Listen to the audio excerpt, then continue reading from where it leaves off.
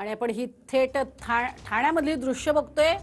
स्वतः मुख्यमंत्री इथे दाखल झालेले आहेत आणि स्वच्छता अभियानाची पाहणी करण्यासाठी ते इथे पोहोचलेले आहेत। गेल्या काही दिवसांपासून आपण बघतोय स्वच्छता अभियान हे राबवलं जातंय। त्यातच 10 ठिकाणी हे खास स्वच्छता अभियान राबवलं जाणार आहे। त्या अनुषंगानं हा पाहणी दौरा मुख्यमंत्र्यांचा आपल्याला पाहायला मिळतोय। अनेक ठिकाणी आपण बघतोय प्रदूषण जे आहे ते इतक्या प्रचंड प्रमाणात वाढलेलं आहे। त्यात धूळ आणि धुकं याचं मिश्रण होऊन दृश्यमानता कमी झालेली आहे।